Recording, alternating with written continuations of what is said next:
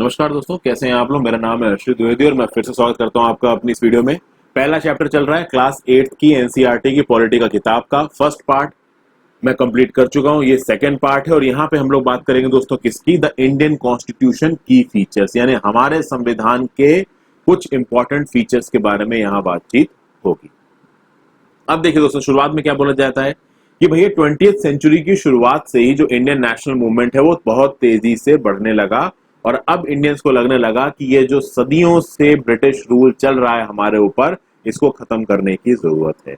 और ऑब्वियसली बात है, फ्रीडम स्ट्रगल इतना लंबा था, इतने लोगों ने अपनी जानें दी, आजादी के लिए लड़ाई करी।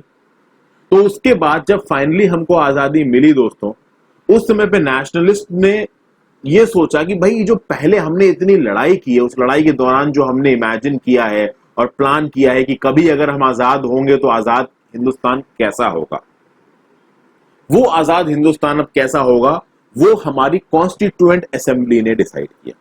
जब हम ब्रिटिश राज के अंदर थे तो ब्रिटिश राज ने हमको जो फोर्स किया हमने वही किया, जो नियम कानून उन्होंने बनाए हमने वो नियम कानून माने। हमें जो नियम कानून गवर्न करते थे उसको बनाने में हमारा कोई भी रोल नहीं था, जो करते थे ब्रिटिशर्स करते थे। और बहुत लंबे समय से हमारे ऊपर ऑथोरिटेरियन रूल चल रहा था, कॉलोनियल राज था हमारे ऊपर। तो जब हम फ्री बने तो उस समय पे जो हमारे लीडर्स थे उनके दिमाग में एक चीज थी कि एक ऐसी डेमोक्रेसी बनानी है, एक ऐसा इंडिया बनाना है जहां पे सबको बराबरी का मौका मिले, सब लोग एक जैसे तरीके से गवर्नमेंट में पार्टिसिपेट कर पाए। ओके, और यहां पे देखिए, what remain to be done then was to work out the ways in which a democratic government would be set up in India and the rules that would determine its functioning। तो आजादी मिल गई, क्या करना था कि भाई democratic government कैसे setup होगी और वो कैसे काम करेगी, इसके लिए नियम कानून बनाने हैं। और ये एक आदमी ने नहीं किया, ये काम किया 300 लोगों के एक ग्रुप ने जो हमारी कॉन्स्टिट्यूएंट असेंबली में बैठते थे, और ये काम करना शुरू करेगी 1946 में। और 1946 से लेके 1949 के लास्ट तक ये हमारा संविधान बनाएगी और फाइनली 26 नवंबर 1949 को हमारा प्रेम्बल, हमें प्रेम्बल में यही डेट लिखी है ना, 26 नवंबर 1949, इस डेट पे हमारा कॉन्स्टिट्यूशन अडॉप्ट होगा। ओके, हालांकि पूरी तरीके से अडॉप्ट वो होगा 26 जनवरी 1950 को, लेकिन बहुत सारे प्रोविजंस हमारे संविधान के 26 नवंबर 1949 को लागू कर दिए गए। आगे देखते हैं, यहां पे देखिए दोस्तों, बाबा साहब अम्बेडकर जी को दिखा रखा है, father of the Indian constitution इनको बोलते हैं। इन्होंने बोला that participation in the constituent assembly help the ये schedule caste get some safeguards in the draft constitution, but he also stated that although the rise laws might exist, schedule caste still had a reason to fear as the administration of the law was in the hand of caste Hindu officers, therefore he urged scheduled caste people to join the government as well as civil services। क्या बोला है बाबा साहब ने? उन्होंने बोला कि देखिए, constituent assembly ने जो संविधान बनाया है, उस संविधान में जो लोअर क्लास के लोग हैं, जो सो कास्ट डिप्रेस्ड क्लासेस हैं, शेड्यूल कास्ट, इनके लिए प्रॉपर प्रावधान किए गए हैं। बट इन प्रावधानों को हमारा जो एडमिनिस्ट्रेशन है वो बदल सकता है, क्योंकि जो सेंट्रल एडमिनिस्ट्रेशन था उस समय पे जब देश आजाद हुआ था वो कास्ट हिंदू ऑफिसर्स के हाथ में था, ऐसा बाबा साहब जी का बोलना है। हालांकि इस स्टेटमेंट को उस समय पे काफी क्रिटिसाइज किया था बाकी लोगों ने। तो इसलिए बाबा साहब जी ने शेड्यूल कास्ट के लोगों से बोला कि आप लोग भी आगे आइए और हमारी सिविल सर्विसेज को ज्वाइन कीजिए, गवर्नमेंट को ज्वाइन कीजिए, और एक बहुत बड़ी मात्रा में ज्वाइन किया भी है दोस्तों। ठीक है, फिर देखते हैं, ये जो मेंबर्स थे कॉन्स्टिट्यूएंट असेंबली के, इनके पास एक बहुत बड़ा टास्क था। इनको एक बहुत बड़ा, आप समझ रहे ना, एक ऐसी जगह का संविधान बनाना जहां पे इतने धर्म के लोग हैं, इतनी जाति के लोग हैं, वो इतनी अलग अलग भाषा बोलते हैं, उनके इतने अलग अलग कल्चर हैं, प्रैक्टिसेस हैं, तो उन सबके लिए एक संविधान बनाना बहुत मुश्किल बात थी दोस्तों। और जिस समय पे संविधान बनाया जा रहा था, लिखा जा रहा था, उस समय पे वैसे ही बहुत प्रॉब्लम चल रही थी, पार्टीशन हो रखा था, इंडिया पाकिस्तान अलग हो गए थे, बहुत बड़े स्केल पे कम्युनल राइट्स चल रहे थे, ऊपर से प्रिंसली स्टेट्स बहुत सारे बोल रहे थे कि हम इंडिया में मिलना नहीं चाहते, कुछ पाकिस्तान में जा मिले थे और कुछ कह रहे थे कि हम इंडिपेंडेंट रहना चाहते हैं। जो सोशियो इकोनॉमिक कंडीशंस थी लोगों की, वो हमारे लीडर्स के सामने आ गई थी, हालत देश की बहुत खराब थी। तो लीडर्स ने सोचा कि भाई इतनी बुरे हालात हैं, हर सेक्शन का उदय हो, हर सेक्शन को आगे बढ़ने का मौका मिले, ऐसा संविधान बनाना बहुत जरूरी है। ओके, और ये सारे इश्यूज जो प्रॉब्लम्स थी उस समय पे इंडिया की, वो सब हमारे कॉन्स्टिट्यूशन मेकर्स जो थे उनके दिमाग में चल रही थी जब ये संविधान बन रहा था दोस्तों। और फाइनली वो संविधान बनाएंगे, कैसा विजनरी डॉक्यूमेंट बनेगा जो सारी डाइवर्सिटी को इज्जत देगा, साथ साथ नेशनल यूनिटी को भी प्रिजर्व करेगा। ओके, अब यहाँ पे कुछ फीचर्स देखते हैं इंडियन कॉन्स्टिट्यूशन के दोस्तों। ये जो फीचर्स है इंडियन कॉन्स्टिट्यूशन के, वो हमारे देश की डाइवर्सिटी को, यूनिटी को, सोशियो इकोनॉमिक रिफॉर्म को और रिप्रेजेंटेशन को देखते हुए बनाए गए हैं। और आज की डेट में जो फीचर्स हैं वो बहुत ज्यादा सटीक बैठ भी रहे हैं हमारे पॉलिटी के लिए। सबसे पहला फीचर है भाई फेडरलिज्म। जब हमारा संविधान बना तो सेंट्रल गवर्नमेंट तो थी, स्टेट गवर्नमेंट ही बनाई गई। अब देखोगे दोस्तों आज की डेट में स्टेट लेवल और सेंटर लेवल के साथ साथ एक थर्ड टायर ऑफ गवर्नमेंट भी बनाई गई है, जिसको बोला जाता है पंचायती राज और म्युनिसिपैलिटीज। गांव में पंचायती राज और शहरों में म्युनिसिपैलिटी। तो पंचायती राज यानी कि रूरल एडमिनिस्ट्रेशन और अर्बन एडमिनिस्ट्रेशन में पहले आपको पढ़ा चुका हूं दोस्तों। क्लास 6 और क्लास 7 की किताब में इसके बारे में काफी सारी बातें की गई। तो क्लास 6 की किताब में पंचायती राज के बारे में, क्लास 7 की किताब में स्टेट गवर्नमेंट के बारे में और इस किताब में सेंट्रल गवर्नमेंट के बारे में बात की जाएगी। ओके, क्लास 6 क्लास 7 की पॉलिटी पूरी कंप्लीट हो चुकी है, आप जाके देख सकते हैं। ओके, फिर हमारे देश में इतनी ज्यादा कम्युनिटी थी, इतनी ज्यादा डाइवर्सिटी थी, लैंग्वेजेस, कल्चर्स थे कि भाई एक चीज समझ में आई कि पूरे देश के लिए जो नियम कानून है ना वो दिल्ली में बैठ के नहीं बन सकते हैं। मतलब सब लोग, कुछ लोग दिल्ली में बैठ के पूरे देश के लिए नियम कानून बनाए, वो सही नहीं है। इसलिए जरूरी ये है कि एक अनदर लेवल ऑफ गवर्नमेंट होना चाहिए और वो अनदर लेवल ऑफ गवर्नमेंट निकल के आई स्टेट गवर्नमेंट के फॉर्म में। हालांकि ये भी बोला गया कि भाई कुछ इश्यूज ऐसे हैं जिनमें पूरे देश की यूनिटी को मेंटेन करना है, फिर जो बाकी दुनिया की ताकतें हैं, दूसरी कंट्रीज हैं, उनके साथ अपने रिलेशंस को अच्छा रखना है। तो ऐसे भी कुछ नियम कानून लेके आने पड़ेंगे जिनमें सेंट्रल गवर्नमेंट के पास नियम बनाने की ताकत हो और वो कानून पूरे देश में लागू होंगे। तो भाई 7th शेड्यूल देखोगे हमारे संविधान का, उस 7th शेड्यूल में यूनियन लिस्ट है, स्टेट लिस्ट है, कॉन्करेंट लिस्ट है। यूनियन लिस्ट में वो सब्जेक्ट्स हैं जिसपे सेंट्रल गवर्नमेंट लॉ बना सकती है, स्टेट लिस्ट में वो सब्जेक्ट्स हैं जिसपे स्टेट लिस्ट लॉ बना सकती है और कॉन्करेंट लिस्ट में वो सब्जेक्ट्स हैं जिसमें स्टेट गवर्नमेंट और सेंट्रल गवर्नमेंट दोनों लॉ बना सकती है। तो आप देखेंगे दोस्तों, हर स्टेट के पास अपने स्टेट लिस्ट वाले सब्जेक्ट पे ऑटोनॉमी है कि वो लॉज बना सकते हैं। हालांकि वो सब्जेक्ट जिनके लिए नेशनल कंसर्न चाहिए वहां पे लॉ कौन बनाएगा? सेंट्रल गवर्नमेंट बनाएगी। ओके, तो भैया कौन सा टेयर ऑफ गवर्नमेंट किन किन नियमों को बनाएगा वो सेंट्रल गवर्नमेंट ने डिसाइड किया। तो भाई सेंट्रल गवर्नमेंट ने एक सेंट्रल लिस्ट बनाई, यूनियन लिस्ट बनाई और एक स्टेट लिस्ट बनाई। अच्छा, ये जो आपका पंचायती राज और म्युनिसिपैलिटीज, ये एक्चुअली में क्या करते हैं, इसका एक ब्रीफ आइडिया दिया हुआ है हमारे संविधान में 73rd अमेंडमेंट एक्ट और 74th अमेंडमेंट एक्ट के थ्रू। हालांकि ये पंचायती राज और म्युनिसिपैलिटी कितने इफेक्टिव होंगे ये डिपेंड करता है कि वहां की स्टेट गवर्नमेंट इन पंचायत को और इन म्युनिसिपैलिटीज को कितना सपोर्ट दे रही है। ओके, फिर the constitution also specifies where each type of government can get the money from the work that it does. Under federalism, the states are not merely agents of the federal government, they draw their authority from the constitution as well. All persons in India are governed by law and policies made by each of these levels of government. क्या बोला गया कि हमारे संविधान में यह तक लिख रखा है कि पैसे का सोर्स अलग अलग टायर ऑफ गवर्नमेंट के लिए क्या होगा, खासकर सेंट्रल गवर्नमेंट के लिए, स्टेट गवर्नमेंट के लिए। सेंट्रल गवर्नमेंट को पैसा कहां से मिलेगा और स्टेट गवर्नमेंट को पैसा कहां से मिलेगा, यह तक हमारे संविधान में लिखा हुआ है। साथ साथ जो ये स्टेट गवर्नमेंट को ताकत दी गई है ना दोस्तों, स्टेट गवर्नमेंट को ये जो ताकत दी गई, ये ताकत संविधान ने दी है, ये ताकत सेंट्रल गवर्नमेंट ने नहीं दी है। मतलब सेंट्रल गवर्नमेंट कभी भी चाहे और स्टेट गवर्नमेंट से ताकत छीन ले, ये नहीं होगा। अनटिल अनलेस बहुत बड़ी इमरजेंसी लग गई, नेशनल इमरजेंसी लग गई देश में 352 के अंदर, अनटिल अनलेस ये ना हो जाए तब तक स्टेट गवर्नमेंट एक की अपनी इंडिपेंडेंट कॉन्स्टिट्यूशनल एग्जिस्टेंस है। स्टेट गवर्नमेंट को हमारे देश का संविधान ये ताकत देता है कि जो लॉज उसे असाइन किए गए हैं वो उसमें नियम कानून बना सकते हैं। और चाहे स्टेट गवर्नमेंट नियम कानून बनाया हो, चाहे सेंट्रल गवर्नमेंट नियम कानून बनाया हो, उन सारे नियम कानून के हिसाब से जो लोग हैं हमारे देश के वो रहेंगे। ठीक है, आगे बात करते हैं। यहाँ पे एक छोटा सा फैक्ट दे रखा है लेफ्ट साइड पे, देखिए हमारी संविधान की जो असेंबली थी, कॉन्स्टिट्यूएंट असेंबली थी, उसने यूनिवर्सल एडल्ट फ्रेंचाइज के प्रिंसिपल को अपनाया। यानी एक उम्र के ऊपर के लोग irrespective of their caste, financial status, gender, religion, वो वोट डाल सकते हैं और उनके वोट की एक ही कीमत होगी। जैसे कि मैंने पहले ही बताया था कि मुकेश अंबानी अगर वोट डालेंगे उनके वोट की भी एक ही कीमत होगी। कोई रिक्शा चलाने वाला है, डेली वेज लेबर, वो एक वोट डालेगा, उसके वोट की भी एक कीमत होगी, मेरे वोट की भी एक कीमत होगी, आपके वोट की भी एक कीमत होगी। तो सबके पास इक्वल वोट डालने का अधिकार है। ये है यूनिवर्सल एडल्ट फ्रेंचाइज। और इसके जब यूनिवर्सल एडल्ट फ्रेंचाइज को अडॉप्ट किया गया तो एक मेंबर थे कॉन्स्टिट्यूएंट असेंबली के, श्री ए के अय्यर, इन्होंने ये बोला कि जब हमने यूनिवर्सल एडल्ट फ्रेंचाइज के प्रिंसिपल को अपनाया है तो हमने कॉमन मैन में बहुत फेथ निकाला है। और हमने ये कॉमन मैन से एक्सपेक्ट किया है कि डेमोक्रेटिक रूल को सक्सेस बनाने के लिए कॉमन मैन अपना रोल प्ले करेगा, ठीक है। और ये एडल्ट जो सफरेज दी है हमने, ये एनलाइटनमेंट लाएगा, लोगों के स्टैंडर्ड को बढ़ाएगा, लोगों के वेलबींग को मेंटेन करेगा और कॉमन मैन को डिसेंट लिविंग मिलेगी। ये सब बातें बोली हमारे श्री AK अय्यर जी ने। नीचे के समय तरफ दोस्तों आप देख रहे हैं कि यहाँ पे एक वोटिंग कैंप लगा हुआ है, लोग लाइन में खड़े हैं अपना वोट देने के लिए। ये जब लाइनें लगती हैं दोस्तों, कांता वाले एग्जाम्पल से हमने देखा था, कांता और जैन साहब वाले एग्जाम्पल से, जब इस तरीके की लाइनें लगती हैं तो कोई भी इकोनॉमिक सेग्रीगेशन नहीं होता है, सबके वोट की एक ही कीमत होती है। अब हम दूसरे पॉइंट पे आते हैं जो कि की फीचर है हमारी कॉन्स्टिट्यूशन का, वो है पार्लियामेंट्री फॉर्म ऑफ गवर्नमेंट। देखिए प्रेसिडेंशियल फॉर्म ऑफ गवर्नमेंट भी होता है दोस्तों, पार्लियामेंट्री फॉर्म ऑफ गवर्नमेंट भी होता है। मैंने इसके ऊपर पहले बहुत सी वीडियोस बना रखी है अपने पॉलिटी में, आप वहां पे जाके देख सकते हैं।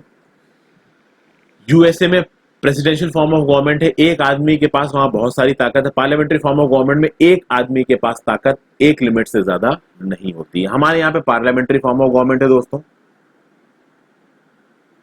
संविधान हमारा यूनिवर्सल एडल्ट सफरेज के सिद्धांत को देता है अपने सिटीजन्स को।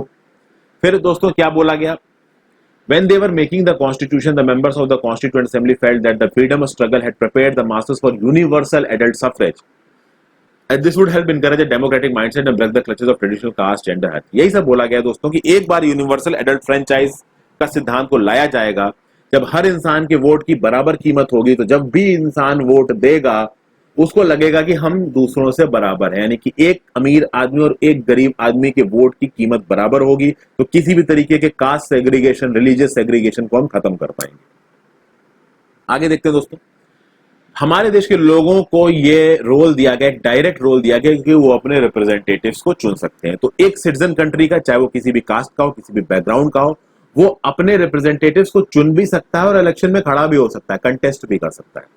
और जो रिप्रेजेंटेटिव्स चुन के आते हैं ना, वो आंसरेबल होते हैं लोगों को। लोगों के पास बहुत से डायरेक्ट और इनडायरेक्ट मेथड्स हैं अपने रिप्रेजेंटेटिव से, अपने पॉलिटिकल लीडर्स से सवाल पूछने के। और अगर उनके पॉलिटिकल लीडर्स ने ठीक से काम नहीं किया तो लोगों के पास ये ऑप्शन होता है, 5 साल के बाद जब वोटिंग होगी वो सरकार को उखाड़ के बाहर फेंक सकते हैं। ओके, रिप्रेजेंटेशन क्रूशियल क्यों है डेमोक्रेटिक फंक्शनिंग के लिए, यूनिट 2 में हम लोग डिस्कस करेंगे। आगे आते हैं सेपरेशन ऑफ पावर्स पे दोस्तों। यहां देखिए एक और इंपॉर्टेंट फैक्ट दे रखा है, members of the constituent assembly feared that the executive might become too strong and ignore its responsibility to the legislature. The assembly therefore included a number of provisions in the constitution to limit and control the action taken by the executive branch of the government of the whole. यहां पे दोस्तों ये बोला गया कि भाई जो constituent assembly में जो लोग बैठे थे, उन्होंने बोला कि भाई एग्जीक्यूटिव अगर ताकत हो गया तो एग्जीक्यूटिव अपनी मनमानी चला सकता है। अब आपको यहां पे 3 चीजें समझनी पड़ेंगी। एक तो आपको समझना पड़ेगा लेजिस्लेचर, एक आपको समझना पड़ेगा एग्जीक्यूटिव, एक आपको समझना पड़ेगा जुडिशरी। 3 ब्रांच ऑफ गवर्नेंस है इंडिया में, एक है लेजिस्लेचर, एक है एग्जीक्यूटिव, एक है जुडिशरी। मैं एक लाइन में आपको समझाता हूं दोस्तों, बहुत बेसिक लेवल पे चल रहे हैं, उस हिसाब से समझा रहा हूं।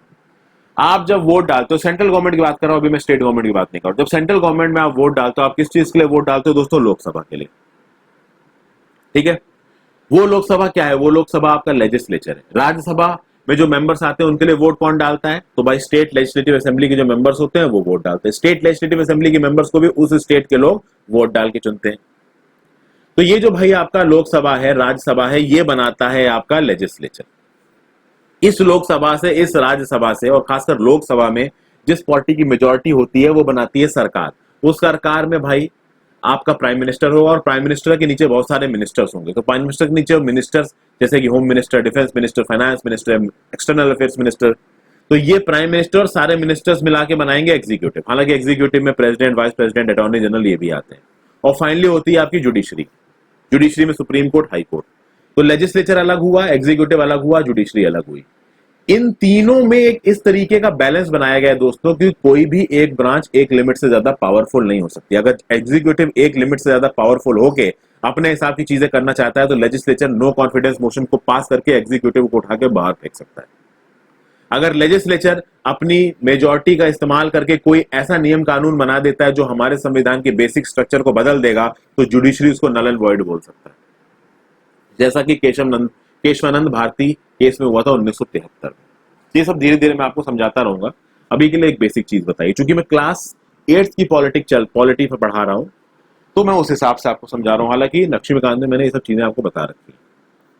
अब बात करते हैं सेपरेशन ऑफ पावर्स की। तो वही बताया मैंने दोस्तों तीन ऑर्गन है, लेजिस्लेचर, एग्जीक्यूटिव, जुडिशरी, मैंने तीनों समझाया आपको। लेजिस्लेचर इलेक्टेड लोग हैं, एग्जीक्यूटिव वो लोग हैं जो लॉज को इंप्लीमेंट करते हैं और गवर्नमेंट को रन करते हैं, और जुडिशरी के बारे में हम इस किताब की तीसरी यूनिट में देखेंगे। जो कोर्ट सिस्टम है इंडिया में वो है आपका जुडिशरी, जिसमें आपका सुप्रीम कोर्ट भी है, हाई कोर्ट भी है, फिर डिस्ट्रिक्ट सेशन कोर्ट्स और नीचे की सबऑर्डिनेट कोर्ट्स भी आती है। और हमारे संविधान में कुछ इस तरीके का अरेंजमेंट किया गया है कि ये ऑर्गन एक दूसरे के ऊपर एक चेक की तरह काम करेंगे, ताकि कोई भी ऑर्गन मिसयूज ऑफ पावर ना करे। ना जुडिशरी मिसयूज ऑफ पावर कर सकती है, ना लेजिस्लेचर और ना ही एग्जीक्यूटिव। दोस्तों तीनों में एक बैलेंस ऑफ पावर है। अब यहां पे दोस्तों कभी कभी एक स्टेट नाम के शब्द का इस्तेमाल किया जाता है, तो स्टेट नाम का शब्द स्टेट गवर्नमेंट को यहां पे रिप्रेजेंट नहीं करता। जैसे इंडियन स्टेट बोला गया, the Indian state is taking this steps, the Nepali state is taking this steps, the Chinese state is taking this steps, the US state is taking this steps. यहां पे स्टेट को एक political institution की तरह दिखाया गया है जो उस कंट्री के सोवरेन पीपल को, उस कंट्री के फ्री पीपल को रिप्रेजेंट करता है। अब ऑब्वियसली बात है, यहाँ पे चाइनीज स्टेट इस डेफिनेशन में नहीं बैठेगा, क्योंकि चाइना में किसी भी तरीके की डेमोक्रेसी नहीं है, वहां पे जो लोग हैं वो कोई वोटिंग डालते नहीं। तो इंडिया में, नेपाल में, यूएस में जहां पे डेमोक्रेसी है, वहां पे स्टेट का क्या मतलब होता है, वो पॉलिटिकल इंस्टीट्यूशंस जहां पे लोग आते हैं चुन के उन लोगों के थ्रू जो कि उस देश के सिटीजन्स हैं। अगर आप गवर्नमेंट की बात करोगे तो देखिए गवर्नमेंट परमानेंट नहीं होती। अभी के लिए नेशनल डेमोक्रेटिक अलायंस है, जरूरी नहीं है नेशनल डेमोक्रेटिक अलायंस रहे। 2024 के चुनावों में हो सकता है कि लोगों को अगर पसंद नहीं आया नेशनल डेमोक्रेटिक अलायंस का राज, उठा के बाहर फेंक दें, इनको पावर से निकाल दें। वोटिंग में ताकत है, कोई ये यूपीए की सरकार आ जाए या किसी और पॉलिटिकल पार्टी की सरकार आ जाए, कुछ भी हो सकता है दोस्तों। तो गवर्नमेंट और स्टेट में फर्क है। स्टेट जो शब्द है वो गवर्नमेंट से बड़ा है। स्टेट का जो कॉनोटेशन है, जो कंटेक्स्ट है, वो बहुत वाइडर है, बड़ा है, बड़ा ब्रॉड है। ओके, गवर्नमेंट का काम है नियम कानून को बनाना, नियम कानून को बनाने के बाद उसको एडमिनिस्टर करना और उन लॉज को इन्फोर्स करना। अगर गवर्नमेंट को आप सिर्फ एग्जीक्यूटिव बोलते हो दोस्तों, तो सिर्फ कानून को इन्फोर्स करना, एडमिनिस्टर करना। अगर लेजिस्लेचर जोड़ देते हो आप गवर्नमेंट में, तो कानून बनाना भी आ जाता है। और स्टेट क्या है, स्टेट पूरे कंट्री को डिपेंड करता था। Indian state has taken this step, मतलब उस कंट्री के पॉलिटिकल इंस्टीट्यूशंस जिसमें लोग चुन के आते हैं उस देश के सिटीजन्स के द्वारा, तो उस देश के जो सोवरेन लोग हैं उन पॉलिटिकल इंस्टीट्यूशंस में अपने रिप्रेजेंटेटिव्स को भेज रहे हैं, और ये पॉलिटिकल इंस्टीट्यूशंस स्टेट को रिप्रेजेंट करता है। ओके, तो इंडियन स्टेट में डेमोक्रेटिक फॉर्म ऑफ गवर्नमेंट, और जो चाइनीज स्टेट है वो टोटलिटेरियन रिजाइम है, एक्सप्लॉयटेटिव रिजाइम है। ओके दोस्तों, और जो गवर्नमेंट है, गवर्नमेंट को आप कह सकते हो एग्जीक्यूटिव, यानी कि भैया हमारे प्राइम मिनिस्टर हैं और जो उनके जो काउंसिल ऑफ मिनिस्टर्स हैं, ये आपके गवर्नमेंट के हिस्से हो गए, एग्जीक्यूटिव हो गए। एक वाइडर कॉनोटेशन में आप गवर्नमेंट में लेजिस्लेचर भी जोड़ सकते हो, और स्टेट गवर्नमेंट से बड़ा होता है। आगे चलते हैं, अब बात करते हैं दोस्तों फंडामेंटल राइट्स की। फंडामेंटल राइट्स के सेग्रीगेशन को देखते हैं पहले। यहां पे देखिए, ये जो आपका राइट टू इक्वालिटी है दोस्तों, ये आता है आर्टिकल 14 से लेके आर्टिकल 18 में। उसके बाद आप बात करिए right to freedom, right to freedom आता है आपका आर्टिकल 19 से लेके आर्टिकल 22 में। फिर आता है right against exploitation, right against exploitation आता है आर्टिकल 23 से 24 में। Right to freedom of religion, ये आता है आर्टिकल 25 से 28 में। कल्चरल एजुकेशनल राइट्स, ये आता है आर्टिकल 29 से 30 में। राइट टू कॉन्स्टिट्यूशनल रेमेडीज, ये आता है 32 से 35 में। हालांकि मेनली है ये आर्टिकल 32। ठीक है दोस्तों, तो ये चीज आपको क्लियर हो गई। फिर आगे हम बात करें दोस्तों, सबसे पहले राइट टू इक्वलिटी क्या बोलता है। राइट टू इक्वलिटी बोलता है कि भैया इंडिया में सारे पर्सन्स बराबर हैं, किसी भी पर्सन के अगेंस्ट में डिस्क्रिमिनेशन नहीं किया जाएगा on the basis of religion, caste, sex. Plus public places में सबकी एक्सेस बराबर होगी। प्लेग्राउंड, होटल, शॉप्स, वो जगह हैं जो पब्लिक यानी कि गवर्नमेंट द्वारा फंडेड है। ऑब्वियसली बात है, प्राइवेट प्लेसेस में आप राइट टू इक्वलिटी बता के नहीं घुस सकते। फिर स्टेट एम्प्लॉयमेंट के मैटर्स में डिस्क्रिमिनेट नहीं कर सकता, लेकिन ऑब्वियसली बात है इसमें कुछ एक्सेप्शंस डाले गए हैं रिजर्वेशन के फॉर्म में, जो कि मैं आपको बाद में बताऊंगा। हमारे देश से अनटचेबिलिटी को भी एबॉलिश कर दिया गया। अनटचेबिलिटी दे रखा है आर्टिकल 17 में, रिजर्वेशन वाला प्रावधान दे रखा है आर्टिकल 16 क्लॉज 4 में। तो ऐसे जितने भी एग्जैक्टली जो प्रावधान है वो मैं आपको बाद में समझाऊंगा। फिर आ जाते हैं राइट टू फ्रीडम के, 1922 में आता है।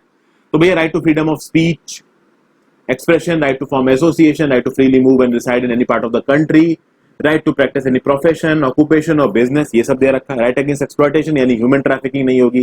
पोस्ट लेबर नहीं होगा, 14 साल से कम के बच्चों को आप नौकरी नहीं करवा सकते। फिर right to freedom of religion, हर इंसान के पास ये ताकत है कि वो अपने रिलीजन को प्रैक्टिस कर सकता है, प्रोपोगेट कर सकता है, लेकिन ये प्रोपोगेशन किसी और को डिस्टर्ब नहीं करना चाहिए, ये बात बोला गया है। कल्चरल एंड एजुकेशनल राइट्स दिया गया है, माइनॉरिटीज के राइट दिए गए हैं, रिलीजियस माइनॉरिटीज हो चाहे, अच्छा हाँ, जो माइनॉरिटीज है कल्चरल और एजुकेशनल राइट्स के अंदर दोस्तों, वो माइनॉरिटीज केवल रिलीजियस माइनॉरिटीज नहीं है, लिंग्विस्टिक माइनॉरिटीज की। इनको ये राइट है कि वो अपने खुद के एजुकेशनल इंस्टीट्यूशंस बना सकते हैं ताकि अपने कल्चर को प्रिजर्व कर सके। और फिर finally right to constitutional remedies, ये बोलता है कि अगर आपके फंडामेंटल राइट्स वायलेट होते हैं तो आप कोर्ट जा सकते हैं, हाई कोर्ट भी जा सकते हैं और सीधे सीधे सुप्रीम कोर्ट भी जा सकते हैं। आर्टिकल 32 के अंदर आप सुप्रीम कोर्ट के रिट ज्यूरिसडिक्शन का इस्तेमाल करके सीधे सीधे फंडामेंटल राइट ऑफ वायलेशन के अगेंस्ट में सुप्रीम कोर्ट जा सकते हैं। आर्टिकल 226 के अंदर आप हाई कोर्ट जा सकते हैं। यहाँ पे देखिए कुछ एग्जाम्पल दे रखे हैं कौन सा फंडामेंटल राइट वायलेट हो रहा है। 13 साल से कम के बच्चों को अगर आप फैक्ट्री में काम कर रहे हो तो आपका राइट अगेंस्ट एक्सप्लॉयटेशन वायलेट हो रहा है। अगर एक देश का पॉलिटिशियन ये डिसाइड करता है कि लेबरर्स को, दूसरे स्टेट्स के लेबर आके उसके स्टेट में काम नहीं कर सकते, तो राइट टू फ्रीडम आपका वायलेट हो रहा है, क्योंकि right to move freely and reside in any part of the country and right to practise any profession, occupation और बिजनेस, ये राइट टू फ्रीडम में। उसी तरीके से आगे के ये दो कौन से फंडामेंटल राइट को वायलेट कर रहे हैं ये आप खुद पता करिए। फिर अच्छा पता करके अगर आपको पूरी तरीके से समझ में आ गया हो तो नीचे कमेंट में भी बताइए। ओके दोस्तों, कमेंट के थ्रू आप सीधे सीधे मुझसे इंटरेक्ट करिए दोस्तों, सारे कमेंट्स में पढ़ता हूं। फिर आगे बात करते हैं दोस्तों फंडामेंटल राइट्स की। यहाँ पे क्या दे रखा है, देखिए फंडामेंटल राइट्स को हमारे संविधान का कॉन्शियंस कहा गया है, हमारा इनर कॉन्शियंस है हमारा फंडामेंटल राइट। कॉलोनियल रूल ने जो हमारे नेशनलिस्ट थे, हमारे जो लोग थे, उनके दिमाग में सस्पिशन बैठा दिया कि भाई अगर किसी के भी हाथ में आप ऑटोक्रेटिक पावर दे दोगे, एक लिमिट से ज्यादा पावर दे दोगे, तो वो अपनी पावर का मिसयूज करेगा। तो उस मिसयूज को रोकने के लिए एक सेट ऑफ रिटन राइट्स होने चाहिए जो कि मिसयूज ऑफ द स्टेट को रोकेंगे इंडिपेंडेंट इंडिया में। इसलिए ये जो फंडामेंटल राइट्स हैं ये सिटीजन्स को बचाते हैं against the arbitrary and absolute exercise of the power of the state. यानी कि जो इंडियन गवर्नमेंट की मशीनरी, और यहाँ पे स्टेट में गवर्नमेंट भी आ जाती है, एग्जीक्यूटिव भी आ जाते हैं, गवर्नमेंट डिपार्टमेंट्स भी आ जाते हैं, ये सब जो भी गवर्नमेंट से एसोसिएटेड है सब आ जाता है। तो गवर्नमेंट से एसोसिएटेड कोई भी ब्रांच आर्बिट्ररी तरीके से यानी अपने मनमाने तरीके से आपके अगेंस्ट कुछ नहीं कर सकती। इसके लिए क्या है हमारे संविधान में, फंडामेंटल राइट्स है। फंडामेंटल राइट्स केवल स्टेट से नहीं बचाते हमको दोस्तों, फंडामेंटल राइट्स जो दूसरे इंडिविजुअल्स हैं हमसे उनसे भी बचाते हैं। जैसे कि एक हाई क्लास का पर्सन जो कि फाइनेंशियली स्ट्रांग है अपने गांव में किसी लो कास्ट के पर्सन जो कि फाइनेंशियली वीक है उसको दबाएगा, तो वो लो कास्ट का पर्सन अपने फंडामेंटल राइट्स को इंश्योर करके इस एक्सप्लॉयटेशन के अगेंस्ट आवाज उठा सकता है। ओके दोस्तों, फिर आगे देखते हैं। माइनॉरिटीज कम्युनिटी को भी ताकत दी गई है, चाहे वो रिलीजियस माइनॉरिटीज हो चाहे वो लिंग्विस्टिक माइनॉरिटीज हो, ताकि वो अपने राइट्स को बचा सके। जो संविधान है वो माइनॉरिटीज के राइट्स को प्रोटेक्ट करता है against the rule of majority. और डॉक्टर अंबेडकर जी ने बोला भी कि भाई फंडामेंटल राइट्स के दो ऑब्जेक्टिव्स हैं। पहला ऑब्जेक्टिव क्या है कि हर सिटीजन के पास ये ताकत होने चाहिए कि वो अपने फंडामेंटल राइट्स को क्लेम कर सके। दूसरा, these rights must be binding upon every authority that has got the power to make laws. यानी ये फंडामेंटल राइट्स जो अथॉरिटी है, जो स्टेट है, उसकी ताकत के अगेंस्ट एज अ चेक काम करेंगे। यानी जब भी वो अथॉरिटी कोई नियम कानून बनाएगी वो इस बात का ध्यान रखेगी कि वो नियम कानून किसी के फंडामेंटल राइट्स को वायलेट ना करें। और फंडामेंटल राइट्स के साथ साथ हमारे संविधान में directive principles of state policy को भी जोड़ा गया है। Directive principles of state policy वो गाइड है, वो सोशल और इकोनॉमिक रिफॉर्म्स को बताते हैं दोस्तों, जो कि हमारी गवर्नमेंट को, और ना केवल सेंट्रल गवर्नमेंट को, स्टेट गवर्नमेंट को ये इंस्ट्रक्शंस देगा कि आपको किस तरीके से रूल करना है, किस तरीके से नियम बनाने हैं, किस तरीके से चीजों को आगे लेके जाना है। हालांकि directive principles of state policy में कुछ ऐसी चीजें हैं जो कि हमारे स्टेट के पास है, हमारी गवर्नमेंट के पास इतना पैसा नहीं है, इतना रिसोर्सेज नहीं है कि उसको इंप्लीमेंट किया जा सके। इसलिए directive principles of state policy को नॉन जस्टिसिएबल रखा गया है और फंडामेंटल राइट्स को जस्टिसिएबल रखा गया है। Directive principles of state policy क्या हो गया, एक ऐसी गाइड हो गई जिसके बेसिस पे हमारी गवर्नमेंट्स नियम कानून बनाएंगी लोगों के लिए। और फिर आते हैं दोस्तों सेक्युलरिज्म पे। सेक्युलर स्टेट है हमारा देश, मतलब हमारा स्टेट किसी भी एक ऑफिशियल रिलीजन को प्रमोट नहीं करता। आप बांग्लादेश को देख लीजिए, आप श्रीलंका को देख लीजिए, आप पाकिस्तान को देख लीजिए, वहां पे उनका एक पर्टिकुलर रिलीजन है स्टेट का। इंडिया के स्टेट का कोई पर्टिकुलर रिलीजन नहीं है दोस्तों। इंडिया किसी भी एक रिलीजन को प्रमोट नहीं करता, इंडिया सारे रिलीजन्स को इक्वल अमाउंट ऑफ सपोर्ट देता है। ओके, फिर आगे देखते हैं दोस्तों। The constitution plays a crucial role in laying out the ideals that we would like all citizens of the country to adhere to, including the representatives that we elect to rule us। यानी कि भैया constitution ideals देता है, वो ideals जिसके हिसाब से citizens एक संविधान एक कंट्री में रहेंगे, हमारे इंडिया में रहेंगे, और वो आइडियल्स भी जिसके हिसाब से हमारे लॉ मेकर्स, हमारे एमपी एमएलए लॉ बनाएंगे। सबको इंस्ट्रक्शंस दिए हैं हमारे कॉन्स्टिट्यूशन ने। ओके दोस्तों, यहां पे ये भी बात की दोस्तों, कॉन्स्टिट्यूशन को समय समय पर अमेंड भी किया गया है, क्योंकि देखिए बढ़ते समय के साथ हमारी जरूरतें भी बढ़ गई, हमारे गवर्न करने के तरीके भी बदल रहे हैं, तो इन बदलते तरीकों के साथ डील करने के लिए कॉन्स्टिट्यूशन में अमेंडमेंट का प्रावधान भी रखा गया है दोस्तों। ओके, लेकिन एक अमेंडमेंट एक लिमिट से ज्यादा मेजर नहीं हो सकता, हमारे फंडामेंटल एथोस को नहीं बदल सकता, ये बोला गया केशवानंद भारती के 1973 में। नेपाल का उदाहरण दे सकते हैं, नेपाल में रिसेंटली ही डेमोक्रेसी के लिए काफी लड़ाई हुई है। 1990 में किंग का राज था, 1990 से पहले किंग का राज था, 1990 में डेमोक्रेसी आई, 2002 तक डेमोक्रेसी रही, फिर 2002 में फिर से डेमोक्रेसी चली गई, फिर बाद में फिर से डेमोक्रेसी आई, अभी के लिए डेमोक्रेसी चल रही है, कम्युनिस्ट पार्टी रूल कर रही है वहां पे। तो ये चीजें हमने देखी दोस्तों। अब देखिए, इंडियन कॉन्स्टिट्यूशन को समझना आसान नहीं है दोस्तों, इतना इजी नहीं है इन कॉन्सेप्ट्स को ग्रास करना। Over the period of time आप इन कॉन्सेप्ट्स को ग्रास करोगे, जैसे जैसे आपकी क्लासेस बढ़ती जाएंगी आप समझते जाओगे। बहुत ज्यादा आगे बढ़ के देखना चाहते हो, अगर कोई 8 क्लास का बच्चा है जो इस कंसेप्ट को समझना चाहता है, तो मेरी लक्ष्मीकांत की सीरीज को देख सकता है, वहां चीजें वो समझ में आ जाएंगी। यहाँ पे फंडामेंटल ड्यूटीज की बात की गई, जो कि मैं आपको आगे समझाऊंगा। इन फोटोज में आपको नजर आ रहा है दोस्तों, जब हमारे कॉन्स्टिट्यूशन को फाइनली एनैक्ट किया जा रहा था 26 जनवरी 1950 को, तो लोग साइन कर रहे हैं। यहाँ देखिए दोस्तों, नेहरू जी साइन कर रहे हैं, यहाँ राजेंद्र प्रसाद जी साइन कर रहे हैं, और यहाँ पे बाकी मेंबर साइन कर रहे हैं। यहाँ पे सरदार वल्लभ भाई पटेल दिख जाएंगे, राजकुमारी अमृत कौर दिख जाएंगी, उनके नाम भी लिखे हुए दोस्तों, जगजीवन राम जी, जॉन मथई जी, जो इंपॉर्टेंट मेंबर्स हैं हमारे कॉन्स्टिट्यूएंट असेंबली के, वो सब आपको यहाँ साइन करते हुए नजर आ जाएंगे। तो ये था दोस्तों, यहाँ पे कुछ टर्मिनोलॉजीज दे रखी हैं। आर्बिट्रेरी बता दिया मैंने आपको, Indian national movement, ideal, polity, sovereign, human trafficking, tyranny. Human trafficking क्या होती है दोस्तों? तो भैया कमोडिटीज को, और उन कमोडिटीज में लोग भी हो सकते हैं, का इलीगल बेचना और खरीदना। खासकर अगर ह्यूमंस को आप इलीगली बेचते हो और खरीदते हो, इसको बोला जाता है ह्यूमन ट्रैफिकिंग। खासकर इसको नेशनल बॉर्डर्स में देखा जाता है। तो आप देखेंगे दोस्तों, प्रोस्टिट्यूशन में बहुत सी लड़कियां हैं जो नेपाल से ट्रैफिक करके इंडिया में लाई जाती हैं, और मुंबई और दिल्ली जैसी जगहों पे उनको रखा जाता है, उनको इलीगली किडनैप करके पकड़ के ले आते हैं। तो इस ह्यूमन ट्रैफिकिंग को बैन किया गया हमारे कॉन्स्टिट्यूशन में। टिरैनी, क्रूएल और अनजस्ट रूल ऑफ पावर और अथॉरिटी। इंडियन नेशनल मूवमेंट आपको कई बार समझा चुका हूं। पॉलिटी क्या होती है? Society that has an organised political structure. India एक डेमोक्रेटिक पॉलिटी है, हमारा एक ऑर्गेनाइज्ड पॉलिटिकल स्ट्रक्चर है। सोवरेन मतलब कि हमारा देश हमारे हिसाब से चलेगा, इंडिपेंडेंट लोग की चाहतों के हिसाब से चलेगा, बाहर के किसी देश की यहां नहीं चलेगी। ये सब बातें कही गई हैं। आर्बिट्ररी क्या है? When nothing is fixed and is instead left to one's judgment or choice. This can be used to refer to rules that are not fixed or decisions that have no basis. Arbitrary मतलब अपने मन के हिसाब से कुछ लोगों ने decision बना दिया, बाकी लोगों की चॉइस नहीं ली, वो भी इंडिया में नहीं होता है दोस्तों। तो यहाँ पे पहला चैप्टर खत्म होता है दोस्तों क्लास 8 की पॉलिटी का। दूसरे चैप्टर्स भी मैं जल्दी ही लेके आऊंगा। जब तक आप शायद इस वीडियो को देख रहे होगे तब तक सारे चैप्टर्स अपलोड हो चुके होंगे। क्लास 8 एनसीईआरटी की पॉलिटी की प्लेलिस्ट में चाहिए, सारे चैप्टर मिल जाएंगे आपको। सो आपको वीडियो अच्छी लगी हो तो ज्यादा से ज्यादा लोगों के साथ शेयर करें। Have a great day.